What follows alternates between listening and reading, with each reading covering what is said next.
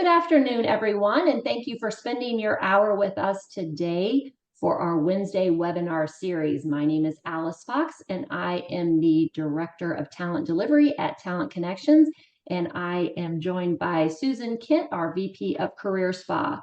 A few housekeeping items that we have for today webinar is that this is a 1-hour recorded webinar.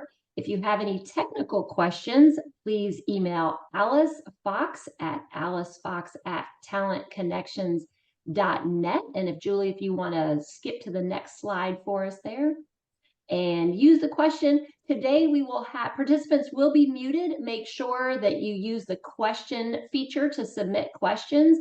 With the chat has been disabled, it is question and answer that you can use. And Julie will be pausing throughout her presentation for any questions. So if you do have questions throughout the program, please feel free to go ahead and do that and put your question in the question box, and I will read those off when she comes to a stopping point. This webinar is approved for 1 SHRM Professional Development credit, and that activity code will be given at the conclusion of the webinar. Today, I am pleased to introduce Julie Doyle, is a principal consultant with Integral Ops in Cincinnati, Ohio. She has held the senior human resources leadership roles with organizations in many different industries, driving business results through extraordinary human resources processes and developing high-performing teams. Julie holds a BS in Human Resource Management and is certified by the Society of Human Resource Management as a senior certified professional and the senior professional in human resources through the Human Resources Certification Institute. She is a certified practitioner of the 5 behaviors of a cohesive team and a certified social and emotional intelligence coach. Julie is known for her expertise in developing strategic leaders, increasing team effectiveness, facilitating strategic planning, performance management, and knowledge of exemplary human resources processes. She travels nationally to speak on many leadership and human resources topics and trends. Julie's passion to elevate the human resources profession is evident by her voluntary roles leading local and state level SHRM groups. She has served as the president of Cincy SHRM, 2018 Ohio HR Conference Chair, and Ohio SHRM State Council Director. She loves connecting with and supporting the HR community. Julie, we're so thankful you are here today and join us for our Wednesday webinar. Take it away. Well, thank you, Alice, and thank you for the team at Talent Connections and Career Spa for asking me to join you today to share this topic. I really appreciate it. And as you said, I do love connecting with the HR community, so this gives me an opportunity to do that. So thank you. So let's start by talking about how we have to navigate in 2024.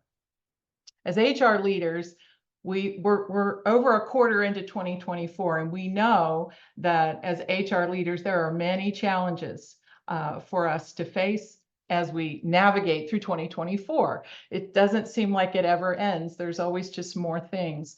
But there's also some opportunities for us as HR leaders to make a real impact in our organization.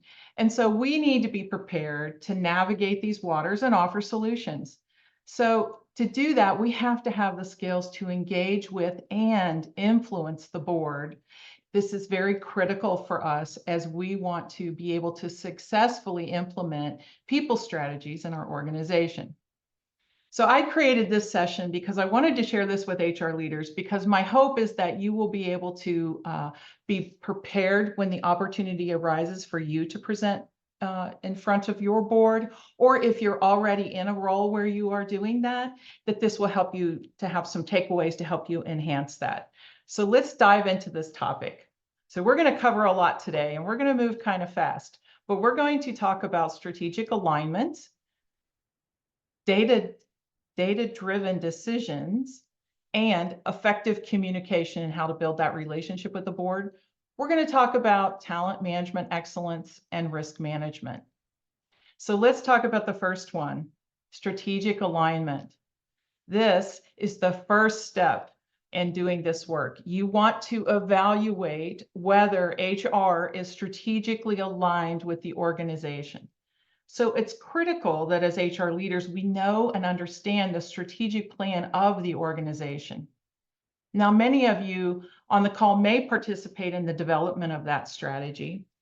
But if you're not part of developing that strategy, I really recommend that you go back to your leader and ask them to learn about what is the strategic plan for the organization. And that's because this is foundational to everything that we're going to do and how we support it.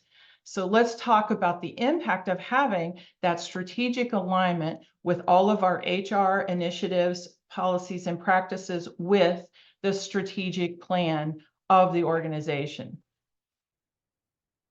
So here's the first one I want to talk about.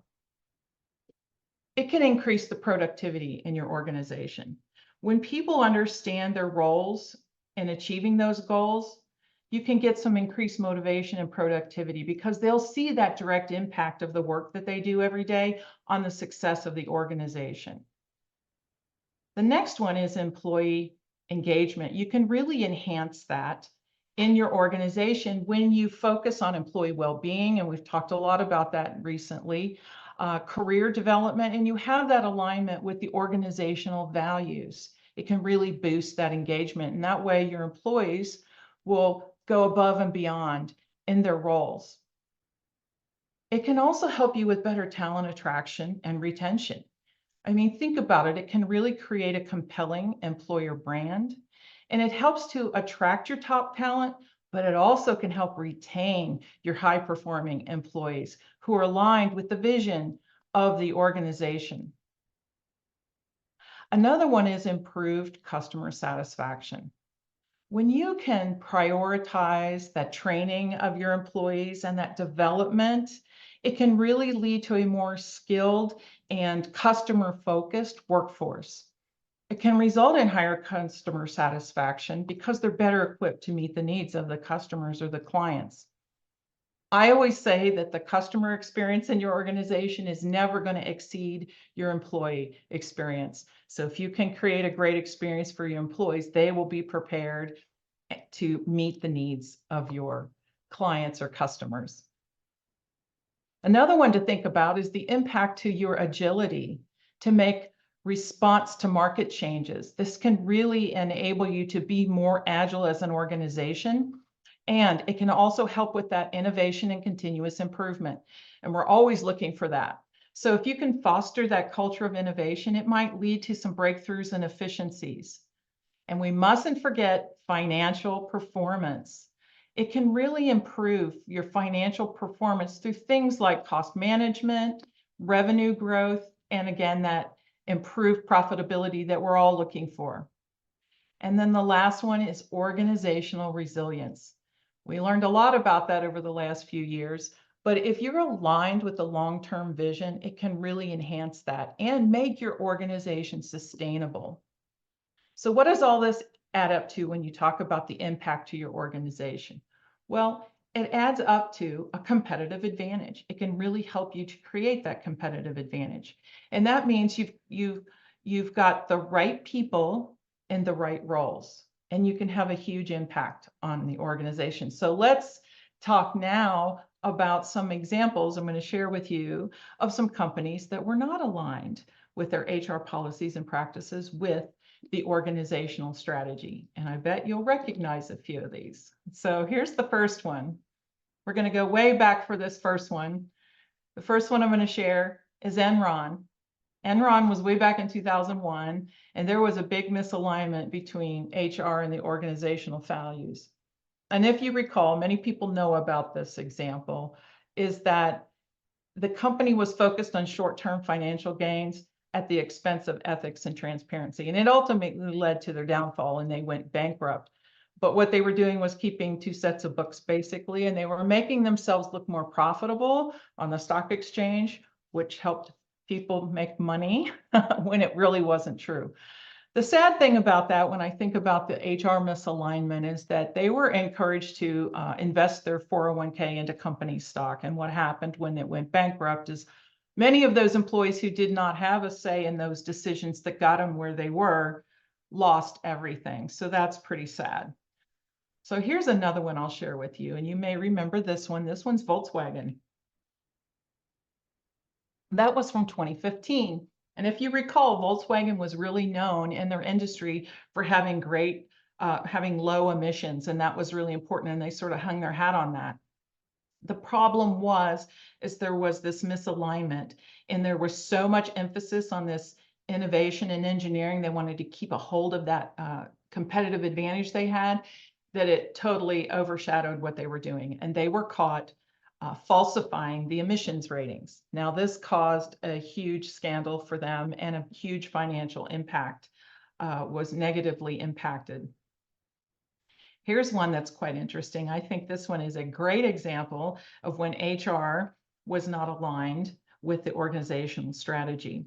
This is Wells Fargo, and this is from 2016. And you may recall this one too. This one had a huge impact on the organization, and they totally lost their reputation and customer trust. So what happened here was they had really steep sales goals and a very aggressive sales culture. And along with that, they had highly incentivized these folks to achieve this aggressive sales goals, right? So what happened was it led to some unethical behavior, to the tune of creating what they call ghost accounts for customers that weren't really real. And there were probably over 1 million of these fraudulent accounts before it was uncovered. So you can see where that caused huge implications and an impact to that organization. The last one I'll share, you should probably remember this one too. This was United Airlines, and this was from 2017. And this was a huge public relations nightmare when they really were off the track, because what happened is they had they had a flight that was full. They needed to bump 4 people off the flight because they needed to move some staff around, flight attendants, pilots, what have you, to another location. They asked for volunteers to leave. No one took them up on it. They offered an incentive. No one took them up on it.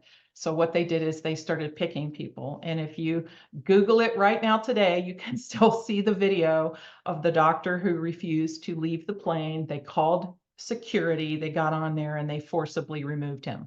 So this was a huge nightmare for United Airlines. And again, these are some real world examples that emphasize the importance of HR strategies aligning with the organizational values, ethics, and goals. So it can have severe consequences if we're not aligned. So we really need to be watching that. And we play a pivotal role as the HR leaders in the organization to continue looking and making sure that we're evaluating whether we're in alignment. So I have my first of a couple of questions I'm going to ask you throughout today that I want you to think about. And you don't have to answer it right now, but I hope you'll jot this down and think about this. I want you to unpack this question in your organization. Are your strategic HR initiatives and activities directly supportive of the strategic goals of your organization? And you might need to think about that a little bit, but I think that's a powerful question to consider as you look at this within your organization. Because here's what we know. When we have that alignment, when HR and the organizational strategies are in harmony, it enhances the overall performance. It accelerates your ability to actually achieve your strategic goals, and it can result in a more agile and competitive organization. So as we go on, I'm going to talk about strategic alignment a lot as we move through the rest of the presentation today, because this is foundational. We want to make sure what we're doing is in alignment with the strategic goals of the organization and the values. All right. Data-driven decisions. To be successful, we need to be comfortable making data-driven decisions. And that means we're going to use things like KPIs, key performance indicators, metrics. We're going to regularly evaluate not only are we in strategic alignment, but our progress towards achieving those goals. I hate it when I hear people say, I'm an HR and I don't do math, because that's just not accurate. We do all the time. And it's vitally important that we get good at this. So let's dig into this a little bit. So when we're making data-driven decisions, we want to use things like those KPIs and metrics and regularly evaluate our progress, but also, are we in alignment? So I'm going to give you some examples of some data that you work with all the time and how you could use that to help determine if you're in that alignment. So the first one is employee engagement surveys. Well, what could that tell us? Well, that could tell us if we have a drop in engagement scores, it might indicate there's a misalignment there and we need to adjust. Another one is our HR metrics and industry benchmarks. Those are important because it can reveal trends and indicate whether what we're doing in HR is actually helping or hindering the achievement of the organizational goals. And benchmarking is really important because you want to compare your HR metrics and KPIs with others in your industry and look for best practices. Here's one, performance management systems. Remember we were talking about Wells Fargo, right? What they were incentivizing. Here's something you could consider. Use your performance management system and have the goals of it link directly to the achievement of the organizational objectives. And that's a real simple way. And in that way, you're connecting every day what someone is doing to how they are supporting that overall strategy. Another is cost benefit analysis. And that is, you need to determine whether the financial investment of what you're doing in your HR activities is justified. Is it bringing you the benefit that you think it will or that you thought it would? And think of it in terms of the benefits in relation to revenue, productivity, cost savings. And then the last one is scorecards and periodic review of the strategic plan. I do a lot of work with facilitating strategic plans, and it's important that you're reviewing your progress against those at least quarterly or maybe even monthly. But this way, if you use scorecards, it's a real easy way to visualize that data and keep track of what your progress is. So I'm talking about data a lot, and we always hear about data insights, and data insights are very important. And so I wanted to share with you some characteristics of data insights to help you with this. So the first thing to think about when you're looking at the data insights, what is it telling us and what can we do with this data, right? The first characteristic is that it is actionable. Your insight should be actionable. It means it's going to be a recommendation or a solution to maybe improve performance or capitalize on an opportunity. The next is it needs to be relevant. Is it relevant to the strategic objectives? And does it align with that strategy or a business need that is out there? Third is valid. Is it valid? Is it based on accurate, reliable, and trustworthy sources? So you've got to make sure that there's validity and credibility to the data that you're using. And then the last one I think is really important, and that's context. You need to provide context and to help with the interpretation of the data of what is it telling us to ensure that there's an understanding of the significance or the implications of that data. So here's another question for you I want you to think about. What are the strategic HR measures you utilize in your organization? And if you want to share in the Q&A, that would be great. So I'll pause for just a second and see if anyone would like to share. We know we can't measure everything, so we need to measure what's meaningful. So I'm curious if anybody would like to share what are some strategic HR metrics you use?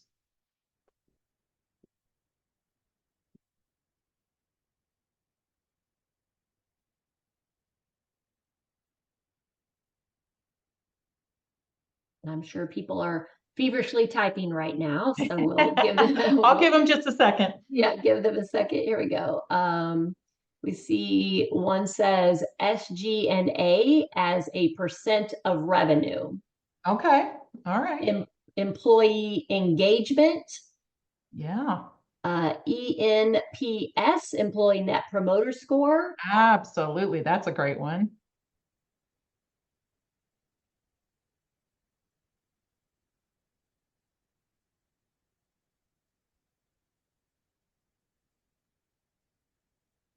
So think about this as you go back and you consider what we're discussing today. What strategic HR metrics do you use? And what are some meaningful ones in your industry specifically? I hope that you're connected to the HR community overall, but I highly encourage you to be very connected to the HR community within your specific industries. Someone says employee turnover. Yeah. Employee engagement, KPIs. Great. Thank you for sharing those. Those are some good ones. Okay. And that's all we have at the moment. All right, that's fine. Thank you for sharing, those who shared. So let's now talk about what does the board expect from us in terms of data? And so I think it's important that we are in alignment with what they are expecting. And so obviously they are expecting data-driven decisions. So that means we need to ensure that our decisions are evidence-based when we're sharing them.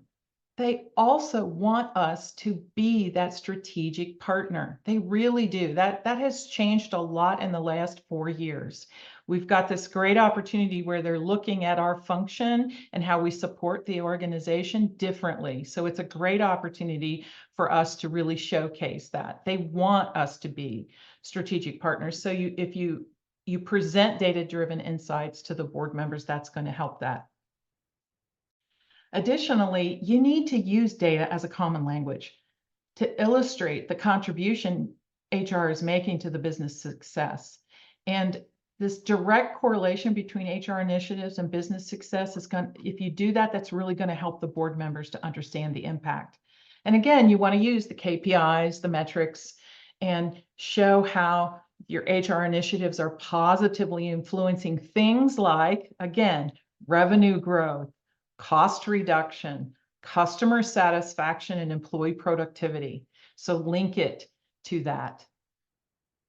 And to build this culture of data-driven HR, you want to leverage the data insights that support your decisions and present this data through clear visuals and narratives. So when you're presenting this, it needs to be clear, it needs to be easy to grasp, it needs to be quick when you share the insights so they understand quickly, what is this data telling us? And that also means you want to use that data visualization by using charts, graphs, dashboards when appropriate to really illustrate this, and that's going to help that. And a couple more things to consider with this. One is you need to provide context. I always say context is king.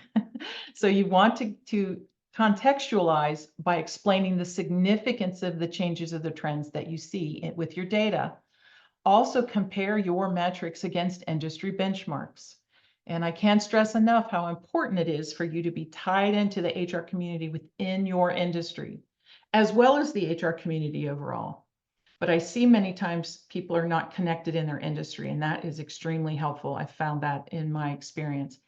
Another thing is to share that historical data when you're providing context. It really can be powerful if you say, here's where we were, here's where we are, and here's where we're going. And then quantify the financial impact whenever you can. And use things like ROI, return on investment, to demonstrate the value. And if you're able to do this, you are really going to be able to showcase HR's contribution to the organizational success. So now let's talk about how to effectively communicate and build those relationships with the board. And this is about defining really what that HR board partnership can look like. And so we're going to talk about it in 3 main areas. We're going to talk about effective communication and relation building, and I'm going to share some strategies with you. Some board education and awareness, educating the board about HR's evolving role and best practices, and then transparency and accountability and how important that is.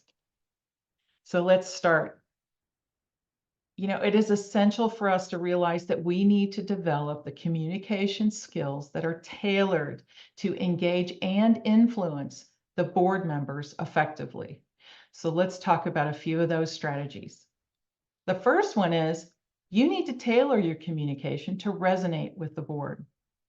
How you can do that is you must first understand what the board's interests, concerns, and priorities are, and then customize your communication to resonate with them. Again, the use of storytelling and narrative when conveying the impact of HR initiatives. And then this will help to illustrate HR's value. You want to prepare board-friendly presentations. And what I mean by that is use concise visuals, use clear language, have your messaging be focused. And that means you need to avoid the HR jargon. We love all our acronyms in HR, so we need to make sure we present the information in a way that the board members can easily understand. I don't always see an HR expert on a board. I wish I did, but I don't see that a lot with a lot of the boards I work with. So it's important that we remember we're the HR expert and we don't want to talk in a language they don't understand. Okay. So having said that, it's important to understand that the board, one of the board's roles is to really help, their main role is to help shape and guide the organization to success now and in the future, right? So to do that, they are going to be asking a lot of questions so they can get all the information they need to make the best informed decisions, right? So for you presenting to the board, you need to be prepared to handle these questions and challenges or objections to what you're sharing with them. And so now I'm going to share with you some hard lessons I learned through all my years in HR with you to help you be better prepared and some things to think about. So here they are. The first one is you need to anticipate their needs. That means you need to familiarize yourself with their priorities and their concerns so that you can be prepared to address potential questions that are going to come your way. And know that those questions are going to come, right? And then review the previous meeting minutes. That's a great way to get in tune with this, to identify if there's any recurring topics or areas of interest that may be raised that you know they're then going to bring back up in the next board meeting. The next one I will share with you is you've got to know your data. You've got to know your data very well, and it's got to be accurate and reliable. And this way you can discuss the HR trends of the metrics over time, and you can understand help them to understand the historical context of HR's impact. So it's really important that you are prepared to know your data. The next is to prepare that robust presentation for them, like we were discussing. They're really going to appreciate a straightforward communication style. And use visual aids such as charts and graphs where appropriate. But when you do this, this can really enhance clarity and make it easier for them to grasp the information. They cover a lot of information preparing for these board meetings, and they cover a lot of information in the board meeting. So it's important that you approach it this way and make the most of the time that you have with them. Next is practice responding to those questions. This is one I see gets missed a lot, but I'll tell you, it can be really valuable. So simulate some questions and how you would formulate the answers. So find a colleague or a mentor and work through this so you can anticipate how you would answer these questions. Another thing is maybe ask for some peer feedback and how it's landing, right? So be prepared by practicing. And then again, you got to make sure you're in alignment with that organizational strategy and you can clearly illustrate HR's contribution to that. And here's another one I think gets missed sometimes. We need to be prepared to offer solutions. Don't just provide information. They can read information in a board report. You need to be prepared to offer solutions, especially if they challenge you on your data or they have objections or questions. Make sure that you've got some solutions that you are going to use to mitigate whatever comes up. Another thing is have benchmarking information where relevant. This can also provide context and show how HR is in compared to others in your industry. I will tell you that is one of the most powerful things I found in my experiences when I got connected to others in my industry. Almost every industry has an association that you might be a member of, and if you tap into the other HR leaders, it can be a tremendous value for you. And that brings me to this next one, which is staying informed with industry trends. Where you don't want to be is you go into a board meeting and you haven't tapped into this and you haven't kept up on it, and you have a board member who asks you about an industry trend and you're not aware of it. I've done that, and I only let that happen once, but I made sure that I kept abreast of all that was going on. And that also means you want to be aware of any regulatory compliance, because anything that affects your organization and your industry will most probably affect your HR practices and policies, and it could have a financial impact on the organization. And then maintain a positive and confident demeanor. You know, be confident when you go in there. You are the HR expert and you do know this information. So be confident in your delivery and be positive, right? And be open to feedback from the board. And the last one is prepare a contingency plan. And what I mean by that is make sure you've got additional information ready at your fingertips. If they're asking for more data to back up what you're sharing with them, you will have it there. And so if you prepare, if you practice, if you have all of your contingency plan together and you do these things, I guarantee you will feel more confident and you will be more positive in your interaction with the board. So let's take this a little further in terms of building those relationships with the boards. And this is some things I don't think we often talk about enough. And that is, you want to build relationships with individual board members. Here's what I mean by that. Every board has committees. You probably know who the chairman of the board is, but do you know who the rest of the board members are? And in this board structure, they usually have committees. So I will just give an example. Say it's the board member that's in charge of the compensation committee. I would think that you would want to know them and have a relationship with them. That's just an example. Or the risk and compliance. So make sure that you build relationships with individual board members and you know who they are. And this brings me to my second point, which is understand who the key influencers are, right? You know that the chair has a lot of influence, but there's others on the board that have key influence as well. And you need to understand what unique value they bring to your board. Every person on your board was asked to join your board for a specific reason, because of their experience, their unique value, whatever it is. So understanding what that is could help you to tap into that when you're building these relationships and trying to execute your people strategy with their support. Another thing is seek one-on-one meetings when it's appropriate to have conversations. Now, you want to make sure that your CEO or whatever is aware of that. But, you know, if you have somebody say it's on the compensation committee and you want to have a conversation with them about that, do that. But also take advantage of any opportunities where you have informal interactions. Maybe it's at a meeting where the board members are there. Have a conversation with them, get to know them, and also provide regular updates on the HR initiatives. And whatever you do when you're interacting with the board, make sure you are demonstrating a deep understanding of the organization's strategic challenges so that they understand you are a business leader and you understand the business you're supporting with your HR strategy. So to continue this building of relationships, if you want to build credibility and trust, and I know you do, I would suggest that you really stay informed on, again, those industry trends, legal and regulatory changes, and those emerging HR practices. And make sure that you're demonstrating integrity and trustworthiness. In HR, we deal with confidential information all the time.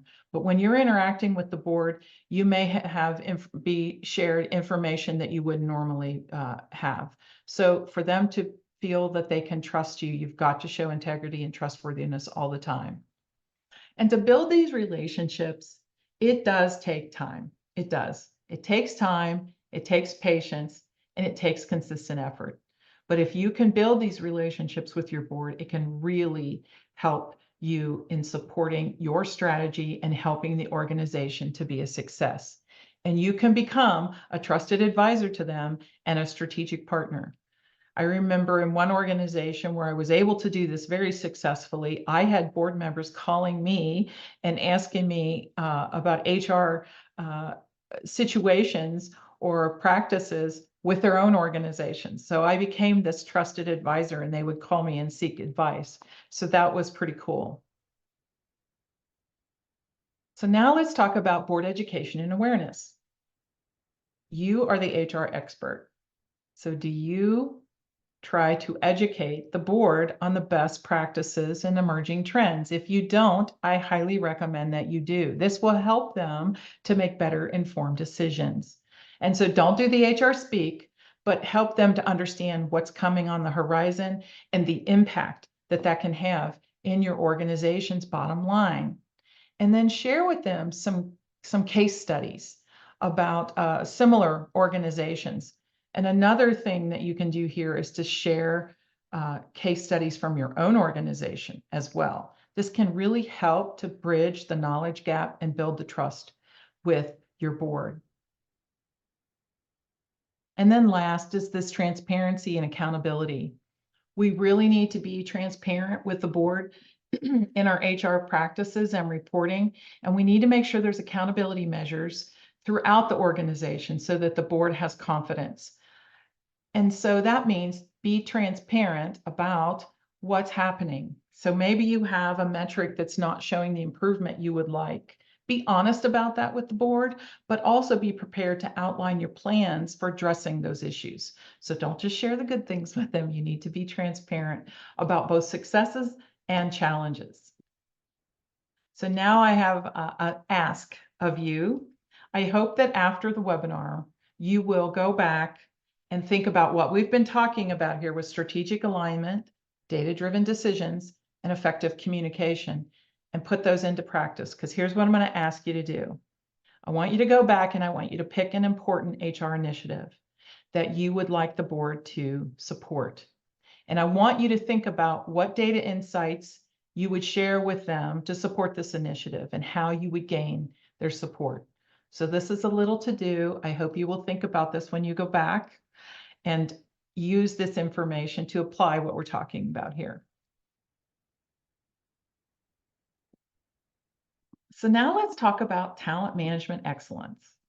Well, you probably think talent management, we do this every day, Julie. Yes, you do. This is your wheelhouse. These are the areas you're working in all the time. But what I'm going to share with you today is how you can take these areas which are in your wheelhouse with HR and how you can have a HR people strategy and how you can link what you're doing to the organizational strategy, because it's really important that those two things support each other and they're in alignment, that strategic alignment again. So I'm just going to share some examples with you. These are not all of them, but there's some things to get you thinking about. How do you link what you do every day to this strategy? So here's the first one. When you think about talent acquisition and recruitment, one way to link this to your organizational strategy is to tailor your recruitment efforts to attract the candidates with the skills and experiences that you're going to need specific to executing that business strategy. Do you know what those skills and experience are, right? Also consider collaborating with your hiring managers to ensure that they're aligned in regards to the job description and the strategic objectives. Are the job descriptions actually showing what you really need to be able to support this? Another example is talent development and training. Design your training and development to focus on building the skills and the competencies that you're going to require for those strategic roles. And then implement leadership development that's going to cultivate the future leaders that you need that are also aligned. So it's just not about training and development. You've also got to develop your leaders in the organization. Performance management. Again, align your performance management systems with the strategic objectives of the organization and set those clear performance goals that are directly tied to the business outcomes that you're looking for. And then here's one, succession planning, right? You need to have a robust succession planning that's going to identify and develop the internal talent for the key strategic roles in your organization that are going to have the biggest impact and whether you can achieve that strategy. And that means you also need to ensure you have backup plans to for people that are in critical roles, right? To mitigate the talent risks. Next is engagement and culture. Foster a culture that supports the organizational strategic goals and the values. Don't forget the value alignment. If you want to really enhance your engagement, have your employees in alignment with the mission and the values of the organization. And then communication and transparency. HR plays a big role in communicating what the strategy is to the organization and to all of its employees, and making sure they understand what they do every day and how it links to that overall strategy. And that also means you need to have transparent communication channels to make sure that they all understand. And then the last one is metrics and measurement. Define those key metrics and link those activities to those business outcomes that you're looking for. So let's talk now about risk management. It's important that we understand that the board is very concerned about the risk, right? And compliance. And so we work in this area every day, right? But there's some things you need to think about, and so that you understand what they're looking for, that you make sure you're identifying it in your people strategy. And so we need to be very proactive so that we can mitigate risk and we can be proactive about it. So let's discuss some of those things. Okay. First is compliance and legal risks. They're concerned about that. They want to know that our policies and practices are in compliant, right? We deal with employment law and all kinds of things every day, but we got to make sure that we've got this, that we're being proactive about this. This also means not just employment law, but things like workplace safety regulation and data privacy. That's another big one. Here's another area, workforce planning and succession risks. We did talk about succession planning, but what you need to do is make sure that you've got a handle on knowing that you're going to have the right talent to execute the strategic objectives. So that means you need to look at what are your critical roles in your organization and be aware if you've got any risks related to workplace shortages or skill gaps, and that you've got that solid succession plan.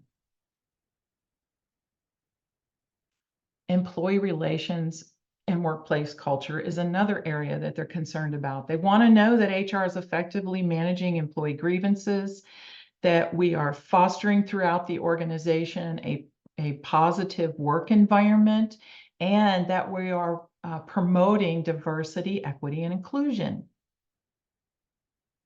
Then there's that data security and privacy again. As you think about how much we are relying on technology and it makes our work so much easier and efficient, we really need to be careful that we have HR systems and processes in place that are adherent to data security. We deal with very sensitive employee data, and we want to make sure that it's handled responsibly and in compliance with any regulations. So we need to constantly be looking at that as well. Here's one you probably would think of, and this is compensation and benefits risk. The board is concerned about this. They want to make sure that the compensation and the benefits programs are in compliance and that they're competitive. So they're looking at things like pay equity. Boards a lot more often are looking at pay equity, and that's a really good thing. They're also looking at compensation practices and compensation levels. Are they appropriate? Are they fair?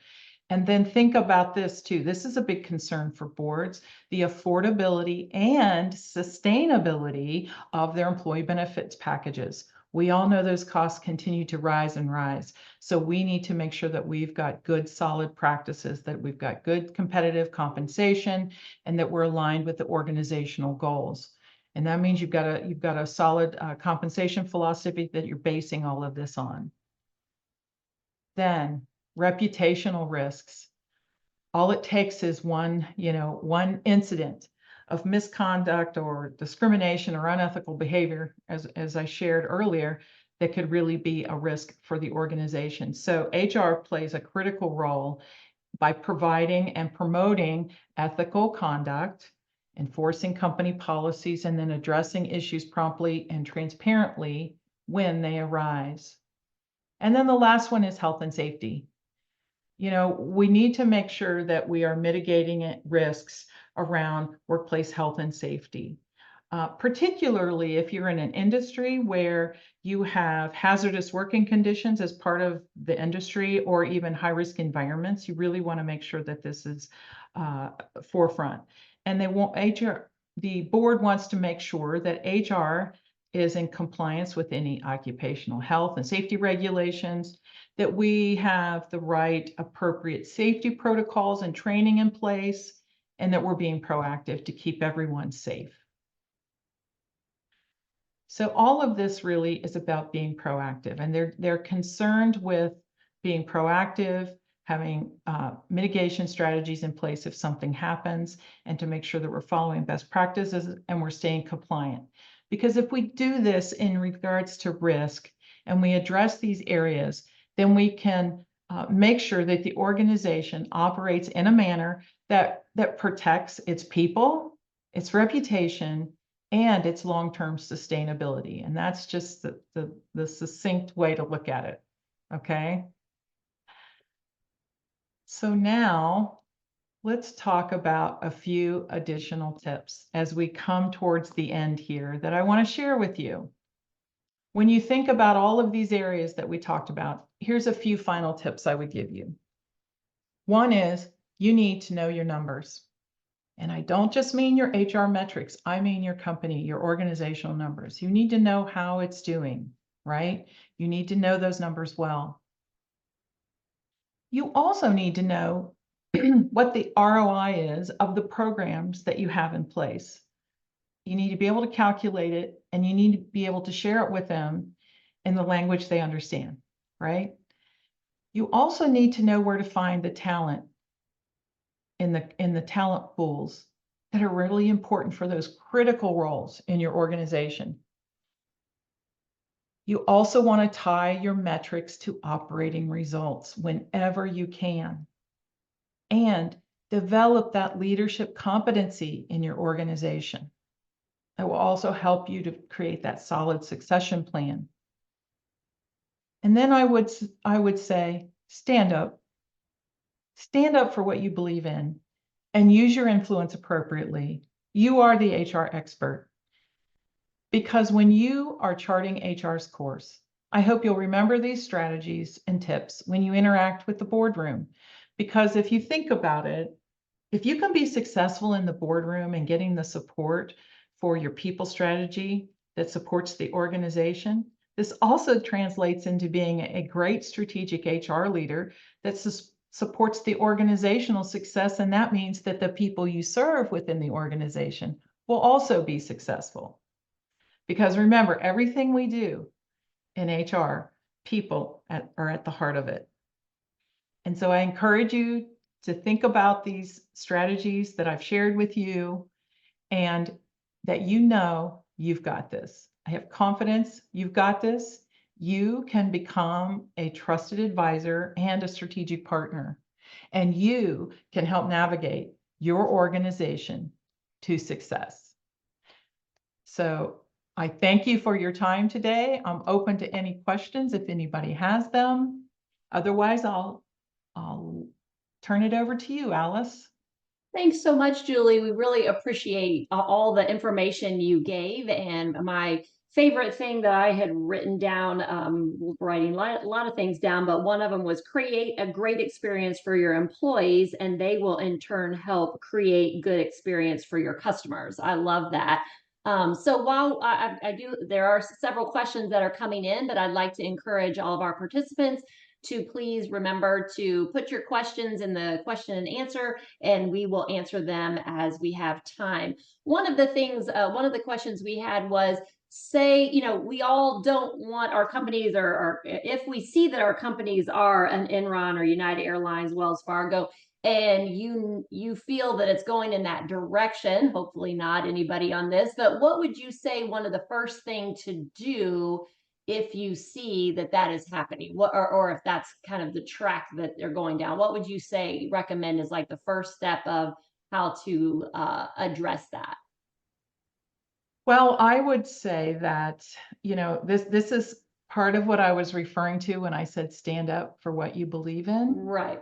Yeah. Um, hopefully you have a good relationship with the senior leadership and that you've got a relationship with the board. I would start with talking to your leader and having a conversation around it. And then maybe trying to steer everyone back to, are we in alignment with what we say our strategy is? And hopefully the strategy is not going in an unethical direction and try to level set and get everybody back in line. HR has an important role in the ethics in an organization, and to be able to speak up and to put things in place to help with that. But they're not the only one responsible, right? So Right. they've got to help to develop that environment, with which I always used to say, let's make it easy for people to do the right thing and harder for people to do the wrong thing. So I always tried to create processes in an environment where the path of least resistance was the right thing versus the wrong thing. And I hope that's not an unethical direction of a company. I hope that's not the reality for anyone on this call. My heart goes out to you if it is, because sometimes it's a no-win situation. I always say that the people who create very smart people who create viruses or things at the computer, I mean, that takes a lot of brain power to be able to put it on there, that if they would use it, it would be so much easier to use their powers for good instead of evil. But yeah, it's the same thing. Hopefully path of least resistance for sure. One of the questions we got too, is it ever considered, I'll say, out of line to build an individual relationship with a board member outside of work? I guess I would need to know a little bit more about what you mean by an individual relationship outside of work. Um, my my experience, which was positive, was building that trust and rapport to where they saw me as a trusted advisor. And as I shared, I even had many of them who would call me about their own companies and say, I just want to bounce this off you. Here's my situation. Right. Um, and that was okay. But I wasn't like meeting them outside of work.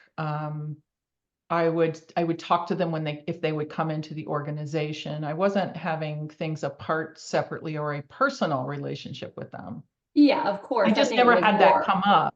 So I'm not really sure how I would answer that. I would need to know a little bit more about what they mean. And kind of a follow up, possibly, then would be, have you ever had a board member relationship go south or go, and how do you kind of resurrect that? How do you respond to that then? Um, I have seen that before, not personally, but I have seen that before. And I think it really goes back to, you need to take a few steps back.